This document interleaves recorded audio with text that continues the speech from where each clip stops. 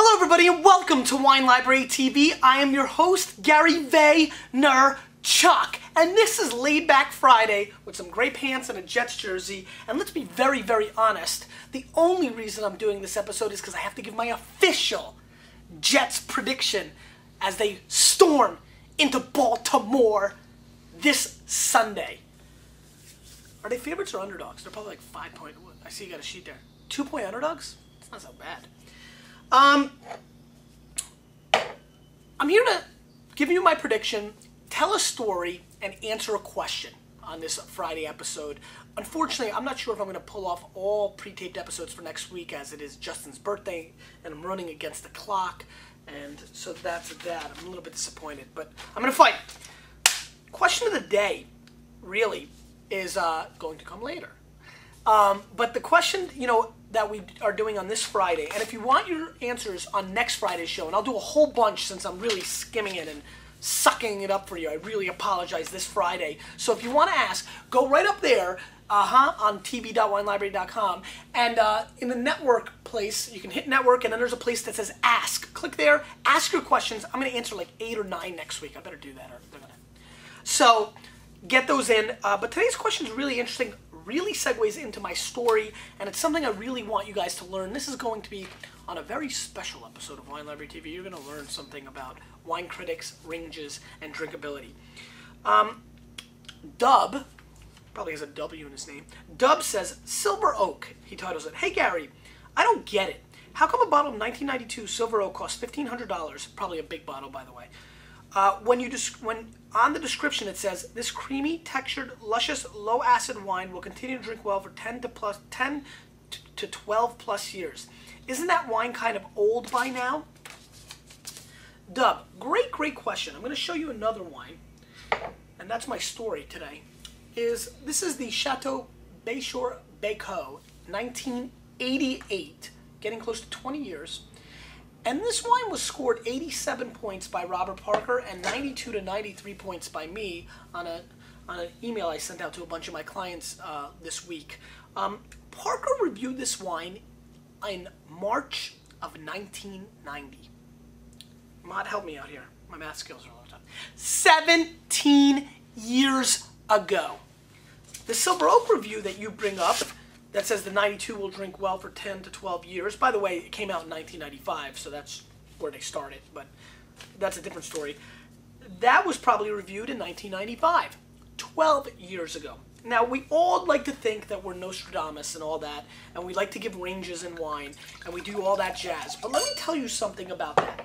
If you search Parker or Spectators, when they redo wines, when they taste them for a second or third time years later in a retrospective tasting or for any kind of scenario, you'll always notice that they bump up the range. I've seen many wines say 1985 Bordeaux or 1990 Bordeaux saying drinking great for 10 to 12 years, and then getting revisited 10 years later, great for another 12 to 15 years. Huh? So, Dub, what I want you to really understand is, one, ratings are ratings, and they're only one person's opinion, so you're trying to make one person's opinion fact, which is a really bad idea.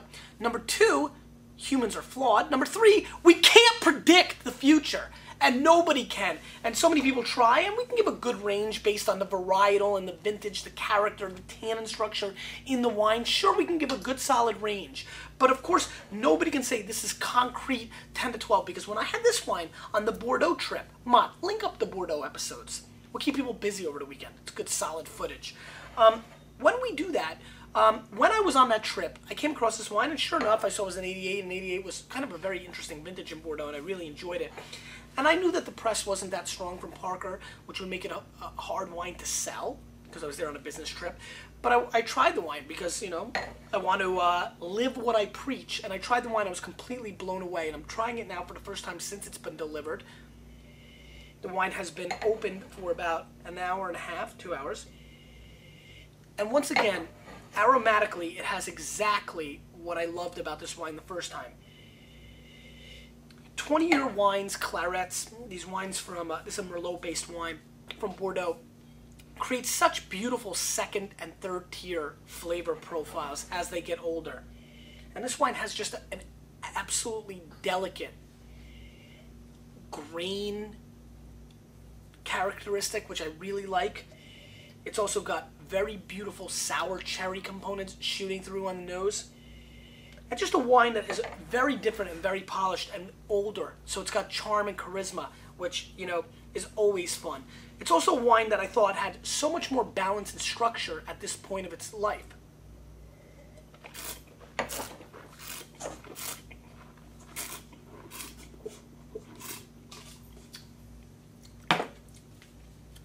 Really beautiful Brussels sprout component mixed in with the sour cherries. A beautiful elegance, and almost, I want to call it I don't want to call it butterscotch. God, what am I looking for? I would really explain it as like butterscotch caramel mixed with oil, like motor oil. I know that may not sound so intriguing, but to me it's classic and it's priceless. And this is a wine that completely blows me away. But regardless of the wine, this is really not about the wine today. It's a different kind of Friday show. It's about the lesson. It's about a lesson I talk about all the time. I think a lot of people have gotten through their heads that 90 points and 89 points are not so staggeringly different. And heck, what do points really mean? The same with tasting notes and reviews. Because somebody says this wine will drink well for 3 to 5 years, and you have it 7 or 8 years later, don't be surprised. Not only does the wine still taste very vibrant and very exciting, but it kicks serious butt. Again, your palate, what you taste, what you believe, what you experience is the key. However, and I'm going to get close because I like to do that on Fridays. However, many of you continue because you know what? We did the Sasha code. We did the Sasha code. So a lot of you took advantage of it this week, and I saw and I looked at every single order. A lot of you continue to make the same mistake, continue to buy the same old wines, because I look into your profiles, I'm peeking at you, and I need you, and I beg you to start trying new things. Try new things. Question of the day. What is your favorite thing that was a new try? Wine or not? Hope you have a tremendous weekend. Official prediction. Kellen Clemens versus Kyle Bowler, likely. I don't know. It's it's Wednesday, so it's Friday. I don't have all the information. This is tough. I'm going to go 24-17. Why not? Jets. Because you, with a little bit of me, we're changing the wine world, whether anybody else likes it or not.